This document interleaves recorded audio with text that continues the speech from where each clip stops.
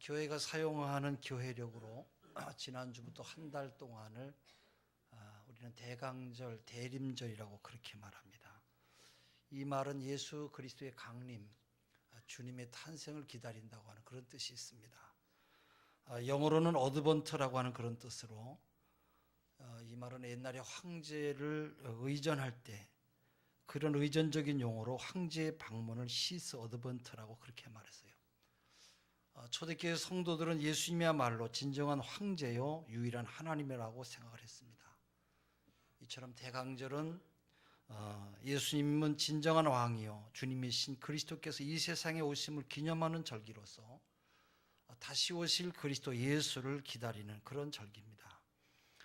이때부터 교회는 성탄절을 준비하고 또 거리에는 성탄절 트리가 등장하고 백화점, 호텔, 상가 같은 곳을 장식해서 바로 예수님의 탄생, 예수님의 오심을 축하하며 기다리는 그런 절기입니다. 높고 높은 보좌에 계신 하나님께서 이 땅에 오신 사건은 지상 최대의 사건이죠. 만왕의 왕 되시는 주님께서 낮고 천한 우리 인간의 몸을 입으시고 이 땅에 오신 것은 바로 여러분 역사가 시작된 이래 최대의 사건으로 하늘에는 이상한 별이 나타나서 이를 보고 동방 박사들이 찾아와서 경배했고 또 허다한 천군 천사들이 나타나서 기쁜 찬송을 불렀어요. 이때 무서워서 벌벌 떨고 있는 목자들에게 천사가 말을 했어요. 두려워 무서워 말라. 보라, 내가 온 백성에게 미칠 큰 기쁨의 좋은 소식을 너에게 전한다 알려줬습니다. 신문이나 라디오, 텔레비전에서 특종의 큰 뉴스를 많이 전합니다만 이거보다 더 큰 뉴스는 없을 것이에요. 어떤 뉴스는 한쪽 사람에게는 좋은 소식이지만 반대편 사람에게 나쁜 뉴스가 될 수도 있어요. 예를 들면 일본으로부터 억압된 삶을 살던 우리 민족이 8.15 해방을 맞이했을 때 대한민국 사람에게는 기쁨의 소식이었지만 일본 사람에게는 큰 슬픔의 소식이었어요. 또 얼마 전에 미국의 오바마 대통령의 당선 소식은 한쪽에서는 기뻐했지만 한쪽에서는 또 낙방한 사람은 눈물을 흘리며 탄식을 했을 것이에요. 그러나 구세주 예수 그리스도의 탄생의 소식은 모든 나라, 모든 민족, 모든 계층의 사람들에게 큰 기쁨의 좋은 소식입니다. 천사는 내가 온 백성에게 미칠 큰 기쁨의 좋은 소식을 너에게 전한다 말했어요. 세상에 여러분 좋은 기쁜 소식이라야 몇 년 혹은 몇십 년 못 가서 다 시들어버리고 없어지고 마는 것이에요. 5년 전에 이명박 대통령이 집권할 때 모든 국민들은 새로운 대통령을 맞이하면서 앞날이 좋은 일들이 있을 것이라는 기대감이 있었습니다만 벌써 5년이 잠깐 사이에 지나고 말았어요. 세월이 유수와 같이 빠르게 지나가고 있습니다. 연속극 사극을 보면 많은 사람을 죽이고 피해 전쟁을 일으켜서 왕권을 차지하고 권세를 잡았다고 하지만 몇 년 혹은 몇십 년도 가지 못해서 모두가 다 죽어서 한 줌의 흙이 되고 역사의 뒤안길로 사라지는 것을 우리가 보고 있어요. 요사이 정치하는 장관이나 차관 이런 분들은 겨우 몇 달 아니면 몇 년 이렇게 지나다 보면 금방 임기가 끝나는 것을 봅니다. 대통령도 얼마나 빨리 임기가 끝납니까? 김대중 대통령, 노무현 대통령 모두가 잠깐 영광을 누렸지만 모두가 다 세상을 떠났어요. 베드로전서 1장 24절에 모든 육체는 풀과 같고 그 모든 영광이 풀의 꽃과 같으니 풀은 마르고 꽃은 떨어지되 오직 주의 말씀은 세세토록 있도다 그랬어요. 우리 인간의 모든 일은 풀과 같고 잠깐 동안에 시들어버리고 만다라는 거예요. 우리 인간의 영광이라고 하는 것도 잠깐 여러분 꽃과 같이 피는 듯 했다가 곧 없어지고 마는 것이에요. 그러나 하나님께서 우리에게 주신 이 영원한 생명인 복음의 말씀은 누구든지 믿고 받아들이는 사람에게는 영생을 주고 영원한 여러분 천국의 삶을 살게 하니까 이게 얼마나 큰 은혜이고 큰 축복입니까? 바로 하나님의 아들 예수 그리스도의 탄생은 이렇게 엄청난 기쁨의 좋은 소식이에요. 지옥의 형벌을 받아야 될 사람이 죄 사함 받고 영원한 천국을 가게 되니까 이거보다 더 세상에 좋은 기쁜 일이 어디 있겠어요? 하나님의 아들이 이 세상에 오신 사건은 바로 세상을 하나님이 창조하신 사건이래 가장 큰 사건이기 때문에 수많은 성경의 예언자들은 이 말씀을 계속 예언을 했어요. 700~800년 전에 예언했는가 하면 또 창세기 3장 15절에 6,000년 전에 예언하기도 했어요. 구약성경 창세기 3장 15절에 내가 너로 여자와 원수가 되게 하고 너의 후손도 여자의 후손과 원수가 되게 하리니 여자의 후손은 네 머리를 상하게 할 것이요 너는 그의 발꿈치를 상하게 할 것이라. 이 말씀은 지금부터 대략 6,000년 전에 예언한 말씀으로 아담과 하와가 사단의 말을 듣고 범죄한 이후에 하나님께서 즉시 인류를 구원하기 위해서 하신 말씀이에요. 이 땅에 살아가는 우리 모든 사람들은 전부 다 아담의 자손이고 여러분 또한 죄인이고 남자의 후손입니다마는 예수님께서는 유일하게 성령으로 처녀의 몸으로 태어난 몸으로 바로 여자의 후손으로 태어났어요. 성경에 여자의 후손은 네 머리를 상하게 할 것이라고 하는 이 말씀은 사단 마귀의 머리를 예수님께서 밟음으로 인류의 구원을 약속하신 것을 말하는 것이에요. 검정 콩을 심으면 검정 콩이 나고 흰 콩을 심으면 흰 콩이 나듯이 아담의 후손으로 태어난 우리 인간은 더러운 죄인의 피를 가지고 태어났기 때문에 이 피로 우리의 죄를 대신할 수가 없는 것이에요. 또 여자의 후손은 네 머리를 상하게 할 것이요 라고 했는데 세상에서 왕노릇하는 마귀를 메시아인 그리스도가 이 땅에 오셔서 마귀 사단을 정복함으로 마귀 사단을 멸하셨어요. 할렐루야. 요한일서 3장 8절에 죄를 짓는 자는 마귀에게 속하나니 마귀는 처음부터 범죄함이라 하나님의 아들이 나타나신 것은 마귀를 멸하려 하심이라. 사단의 입장에서 보면 예수님은 그들의 최대의 원수예요.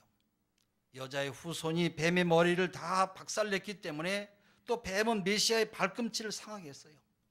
그래서 예수님께서는 양손과 양발에 십자가에 못 박아 죽였습니다마는 예수님은 다시 사흘 만에 부활하셔서 사단을 정복하시고 마귀의 모든 권세를 깨트리셨어요. 할렐루야. 여러분, 예수 그리스도를 믿는 우리들도 마귀를 쫓아내고 마귀를 멸시하고 마귀가 얼씬하지도 못하게 하며 살아야지, 마귀와 함께 놀아나면서 마귀 짓을 한다고 한다면 그 사람은 그것처럼 불행한 인생이 없을 것이에요. 또 미가서 5장 2절에 미가서 선지자를 통해서 말씀하셨어요. 베들레헴 에브라다야, 너는 유다 족속 중에 작을지라도 이스라엘을 다스릴 자가 네게서 네게로 나올 것이라. 그의 근본은 상고의 태초이니라.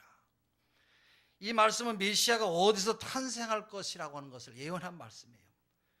예수 그리스도가 오시기 전에 750년 전에 성경은 이처럼 구세주의 탄생뿐만 아니라 인류 흥망의 성세를 말하고 국가의 운명을 말하기도 했고 개인의 운명을 말하기도 했는데 그대로 성경대로 다 이루어져 왔기 때문에 성경이 하나님의 말씀이라고 하는 것을 그 어떤 사람도 부인할 수가 없는 것이에요.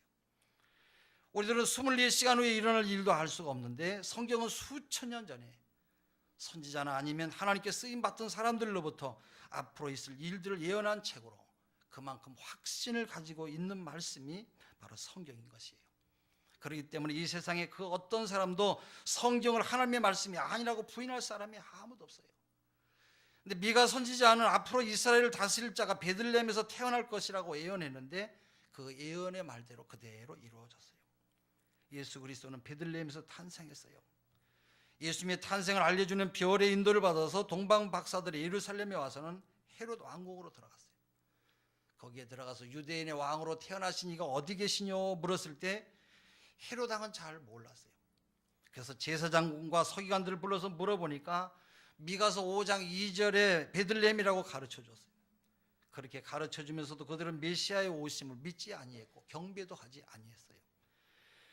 헤롯 왕은 유대인의 왕이 탄생했다고 하는 말을 듣고 자기의 왕자리가 뺏길까 봐 이스라엘 땅에 있는 2살 미만의 아이들을 무조건 다 죽이라고 명령을 했어요. 이때 죽은 아기들이 아마 예수님의 첫 번째 순교자들이 아닌가 그런 생각이 듭니다. 이 베들레헴이라고 하는 뜻은 떡집이라고 하는 뜻으로 예수님이 베들레헴에서 탄생하신 것은 바로 이 우리의 생명의 떡이 되신다고 하는 그런 말씀이에요. 예수님은 우리의 떡이세요. 누구든지 그를 믿는 자는 모두 다 영생을 얻기 때문에 주님은 자기 자신을 가리켜서 생명의 떡, 참떡이라고 말씀하셨어요. 요한복음 6장 35절에 내가 곧 생명의 떡이니 내게 오는 자는 결코 줄이지 아니할 터이요 나를 믿는 자는 영원히 목마르지 아니하리라 말씀하세요. 생명의 떡인 예수 그리스도는 먹어도 배부르지 않는 영생의 떡이에요. 육신의 양식은 먹어도 또다시 배가 고프지만 예수를 믿고 영접한 사람은 영생을 얻기 때문에 예수님이 곧 생명의 떡, 영생의 떡이라고 말씀하신 것이에요. 또 미가서 5장 2절에 그의 근본은 상고의 태초에니라고 하는 이 말씀은 예수님의 근본은 태초부터 살아계신 하나님의 아들이라는 거예요. 예수님은 하나님과 똑같이 동등하신 삼위일체 한 분 하나님이라는 것이에요. 무소부지하신 하나님으로 그의 신적인 신성을 나타내는 그런 말이에요. 그러나 요사이 이단주의, 이단신학, 자유주의 같은 신학에서는 예수님의 신성을 부인하고 예수님을 피조물인 인간으로 보고 그의 대속의 죽음을 믿지 않고 있어요. 요한복음 8장 56절에 예수께서 너희 조상 아브라함은 나의 때 볼 것을 즐거워하다가 보고 기뻐하였느니라 말씀했더니 유대인들이 내가 아직 50세도 못 됐는데 아브라함을 보았느냐 비웃었어요. 이때 예수님께서는 진실로 진실로 너에게 이르노니 아브라함이 나기 전부터 내가 있느니라 말씀했어요. 이 말씀은 하나님은 영원 전부터 계신 바로 하나님이라는 그런 뜻이에요. 예수님은 아브라함이 태어나기 전부터 계셨던 영원한 하나님이세요. 요한복음 1장 1절에 태초에 말씀이 계시니라. 이 말씀이 하나님과 함께 계셨으니 이 말씀은 곧 하나님이시니라 그랬는데 이 말씀은 곧 예수 그리스도를 말하는 것이에요. 또 요한복음 1장 14절에 말씀이 육신이 되어 우리 가운데 거하시며 우리가 그의 영광을 보니 아버지의 독생자의 영광이요 은혜와 진리가 충만하더라. 예수님은 말씀이 육신이 되어 오셨지만 그분에게는 아버지의 영광이 충만했던 것이에요. 이처럼 귀한 예수 그리스도가 탄생하기 전 750년 전에 하나님의 아들인 예수께서 유대 땅 베들레헴에 탄생하실 것을 예언했던 것이에요. 성경에는 이처럼 예수님이 탄생한다고 하는 말씀이 수도 없이 많이 예언되어 있어요. 또 구약성경 이사야 7장 14절에 보라 처녀가 잉태하여 아들을 낳을 것이요 그 이름을 임마누엘이라 하리라. 이 성경은 주님이 탄생하기 750년 전에 예언한 말씀이에요. 자유주의 신학자들은 처녀라고 하는 이 말을 젊은 여자라고 하는 영우먼이라고 하는 뜻도 있다고 해서 성령으로 태어났다고 하는 것을 부인해요. 어떻게 사람이 부부관계를 갖지 않고 태어날 수가 있냐 그렇게 부인합니다마는 이런 사람들은 하나님이 바로 인간과 같은 줄로 자기와 똑같은 줄로 그렇게 알고 있어요. 이런 그러한 능력을 갖고 계시니까 하나님이지 여러분 전지전능하신 하나님이 못하실 일이 뭐가 있겠어요. 2세기의 교부였던 터툴리안이라고 하는 교부는 원래 이 사람은 변호사 출신의 사람입니다만 예수 믿는다고 하는 것 때문에 84살에 장작더미에 올려놓고 화형을 당했어요. 그때 그에게 당신이 예수를 안 믿는다고 하면 살려주겠다고 말할 때 그는 뭐라고 말했냐면 한 번도 그분은 나를 배반하지 않았는데 내가 어떻게 부인할 수가 있겠느냐. 아니다. 나는 예수를 배신할 수가 없다. 나는 믿는다고 하면서 장작더미에서 화형을 당했어요. 그는 예수를 믿을 수밖에 없는 상황을 이렇게 말하고 있어요. 말이 안 되기 때문에 믿는다는 거예요. 인간의 이론은 말이 안 되지만 하나님이니까 하나님의 아들이 이 땅에 오신 것을 성령으로 잉태된 것을 나는 믿는다는 거예요. 십자가에 죽으시면서 우리의 죄를 사하신 사건이 세상 인간적인 생각으로 도저히 이해가 안 되지만 하나님이시기 때문에 그 사랑을 가지고 하신 것을 나는 믿는다는 거예요. 예수님이 또한 우리를 위해서 부활하시고 다시 오신 것도 바로 나는 그것을 믿는다는 거예요. 그러니까 예수님의 모든 사건은 기적이지만 나는 그 기적을 다 믿는다는 거예요. 할렐루야. 예. 처녀가 잉태하여 아들을 낳을 것이요라고 하는 이 말에 처녀로 성령을 통해서 나왔는데 성령으로 잉태된 분이 아니라면 예수님은 우리의 구세주가 될 수가 없고 또한 우리가 예수를 믿을 필요가 없어요. 임마누엘이라고 하는 뜻은 하나님이 우리와 함께 계신다는 그런 말이에요. 하나님과 원수가 되었던 인간이 타락한 후에 멀리 떠났던 하나님이 예수 그리스도를 통해서 다시 찾아와서 우리와 함께 계시겠다고 하는 그런 예언이에요. 예수를 믿고 영접한 사람에게는 누구에게나 하나님이 함께 하시겠다고 하는 그런 말씀이기도 합니다. 또 이사야서 9장 6절에서 7절에 이는 한 아기가 우리에게 낳고 한 아들을 우리에게 주신 바 되었는데 그 어깨는 정사를 메었고 그 이름은 기묘자라 모사라 전능하신 하나님이라 영존하신 아버지라 평강의 왕이라 할 것임이라 그랬어요. 예수님 탄생하기 전 이렇게 수백 년 전에 어쩌면 이렇게 놀라운 예언을 이야기했습니까? 이 기묘자라고 하는 말은 펠레라고 하는 단어로 신성을 가진 하나님으로 놀라우신 분이라는 거예요. 정말로 예수님은 놀라우신 하나님이에요. 모사라고 하는 말은 요에츠라고 하는 단어로 구원하시는 지모의 신이라고 하는 그런 뜻이에요. 다시 말하면 주님은 상담자, 우리 인생의 모든 문제를 도우시고 상담하시는 바로 모사, 그 하나님이라는 거예요. 그 다음에 전능하신 하나님이라고 하는, 영존하신 아버지 같은 이런 말씀은 삼위일체 하나님의 심을 잘 나타내는 그런 말씀이에요. 또 평강의 왕이라 했는데 이 말은 하나님과 화목케 하시는 중보자가 되시고 대속자가 되심을 나타내는 그런 말씀이에요. 그렇습니다.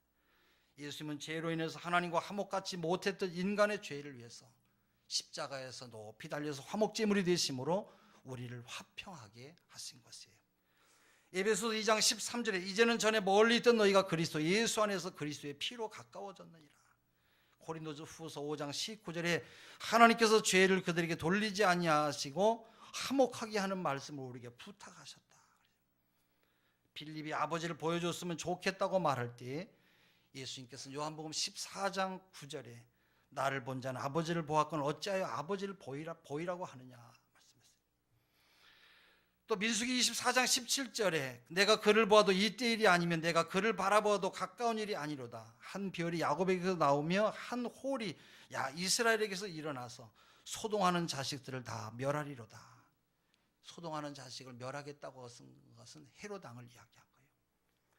여러분, 이러한 예언인데 여기서 별이나 홀은 메시아를 말해요. 홀은 왕의 권위를 나타내는 그런 지팡이를 말하게 돼요. 또 이사야서 53장 4절에서 6절에도 말씀해요. 그는 실로 우리의 질고를 지고 우리의 슬픔을 당하였거늘 우리는 생각하기를 그는 징벌을 받아서 하나님께 매맞으며 고난을 당한다 하였노라. 그가 찔림은 우리의 허물을 인하며 그가 상함은 우리의 죄악을 인함이라. 그가 징계를 받음으로 우리가 평화를 누리고 그가 채찍에 맞음으로 우리가 나음을 입었도다. 이 말씀은 해석이 필요 없는 예수님의 대속의 죽음과 그분이 받으실 이 고난을 너무도 생생하게 우리에게 예언하신 말씀이에요. 오늘 여기 꽃꽂이도 이렇게 아름답게 잘 되어 있는데 보라색은 바로 예수님의 고난을 상징하는 그런 뜻으로 이렇게 보라색을 했어요. 이게 바로 그냥 있는 것이 아니라 바로 하나하나 이와 같이 이 꽃꽂이에도 의미가 있는 것입니다. 이사야서는 구약의 복음서라고 하는데 예수님의 대속의 고난과 죽음이 자세하게 여러 가지로 예언하고 있어요. 또 창세기 3장 15절에 여자의 후손이 뱀의 머리를 밟을 것이라고 하는 말씀, 보라 처녀가 잉태하여 아들을 낳을 것이라고 하는 이 말씀, 이 모든 것들은 죄가 없는 그리스도가 왜 구속의 피를 흘려주셔서 우리가 그 피로 인해서 살림을 받게 되었다는 거예요. 피 흘림이 없은즉 사함이 없느니라고 히브리서 9장 20절에 말씀한 것처럼 그 피가 있기 때문에 우리의 죄를 사해 주셨다는 거예요. 레위기서 17장 11절 육체의 생명은 피에 있음이라. 내가 이 피를 너에게 주어 단에 뿌려 너희의 생명을 위하여 속하게 하였나니 생명이 피에 있으므로 피가 죄를 속하느니라. 생명은 피에 있기 때문에 사망의 원인이 되는 죄를 씻어버리려면 바로 이와 같이 피 흘림이 있어야 되는 것이에요. 구약시대에는 그래서 짐승의 피를 반드시 뿌려 죄사함을 받았습니다마는 죄에 있는 인간으로 주님께서는 피를 다 쏟으심으로 이제는 예수 그리스도의 십자가의 보혈로 누구나 그것을 믿고 받아들이면 구원받을 수가 있는 것이에요. 그것 때문에 주님께서 이 세상에 오신 것이에요. 또 주님께서는 십자가에 못 박히시기 전날 밤 빵을 띄어서 제자들에게 나눠주시면서 이것은 너희를 위한 내 몸이니 받아 먹어라. 또 포도주를 주시면서도 이것은 죄의 사함을 얻게 하려고 흘리는 바 나의 피 곧 언약의 피니라 말씀하셨어요. 언약이라고 하는 말은 하나님의 약속, 계약이라고 하는 그런 뜻이에요. 우리 죄인들이 구원받는 것은 이 약속을 믿고 예수를 영접할 때 받는 것이지 죄가 하나도 없이 완전해진 다음에 구원받는 것이 아니에요. 착한 일을 많이 해서 공로를 많이 해서 구원받는 것이 아니에요. 이처럼 피의 약속을 믿을 때 값없이 의롭다함을 얻게 되는 것입니다. 그 예수 그리스도의 피는 그래서 구속의 피예요. 바로 이 구속이라고 하는 말은 대로 다시 사다 그런 뜻이에요. 팔려간 것을 값을 지불하고 다시 사온다, 또 빚을 갚는다 그런 뜻이에요. 예수님께서 십자가에 운명하실 때 다 이뤘다 말씀하신 것은 헬라어로 그래서 테텔레스타이, 값을 다 지불했다라는 거예요. 우리의 죄값을 다 지불하셨어요. 예수님께서 우리의 죄값을 다 지불했기 때문에 누구든지 회개하고 그분을 믿기만 하면 구원에 이르는 것이에요. 베드로전서 1장 18절 너희가 알거니와 너희 조상의 유전한 망령된 행실에서 구속된 것은 은이나 금값이 없어질 것으로 한 것이 아니요 오직 흠이 없고 점없는 어린 양 같은 그리스도의 보배로운 피로 한 것이라 말씀하셨어요. 어린 양 예수 그리스도의 피로 우리 모두는 구속 죄사함을 받은 줄로 믿습니다. 할렐루야. 그 다음에 예수님의 피는 여러분 대속의 피예요. 이 대속이라고 하는 말은 대신이라고 하는 뜻의 강조점이 있어요. 우리가 죽어야 될 대신 죽으시고 우리가 심판받아야 될 대신 심판받으시고 우리가 갚아야 될 대신 죄값을 갚아주셨다는 것이에요. 우리가 당해야 될 대신 여러분 고난을 주님께서 받으셨다는 거예요. 이것이 이사야서 53장 5절부터 보면 잘 예언되어 있어요. 그가 찔림은 우리의 허물을 인하며 그가 상함은 우리의 죄악 때문이라. 그가 징계를 받음으로 우리가 평화를 누리고 그가 채찍에 맞음으로 우리가 나음을 받았도다. 마가복음 10장 45절에 인자용 것은 섬김을 받으려 함이 아니라 도리어 섬기려 하고 자기 목숨을 많은 사람의 대속물로 주려 함이라고 주께서 말씀하셨어요. 한마디로 주님께서는 피 흘려 죽기 위해서 오셨어요. 우리 인간의 생명을 구원하기 위해서 죄사함의 은혜를 주신 것이에요. 또 예수님의 피는 용서하는 피예요. 구속이나 대속은 결국 우리의 죄를 용서해 주시고 구원해 주시기 위한 것이에요. 히브리서 9장 13절 4절에 염소와 항소의 피와 및 암송아지의 재로 부정한 자에게 뿌려 그 육체를 정결하게 하여 거룩하게 하거든 하물며 영원하신 성령으로 말미암아 흠없는 자기를 하나님께 드린 그리스도의 피가 어찌 너희 양심으로 죽은 행실에서 깨끗하게 하고 살아계신 하나님을 섬기게 못하겠느냐. 예수님의 피로 용서받지 못할 죄가 없다라는 거예요. 에베소서 1장 7절에도 우리는 그리스도 안에서 그의 은혜의 풍성함을 따라 그의 피로 말미암아 곧 제사함을 받았느니라. 할렐루야.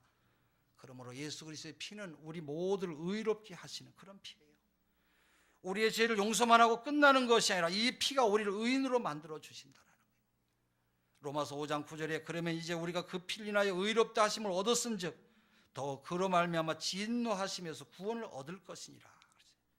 이 의의 옷을 입으면 지옥의 형벌을 받는 대신에 천국에 들어가서 영원히 살아가는 그런 영생 복락을 누린다라는 거예요. 토마스 라우손 테일러라고 하는 목사님은 영국의 해중교회에서 일을 했는데 이 목사님이 건강이 좋지 않아서 목회를 제대로 할 수 없을 정도로 아주 몸이 심히 약했어요.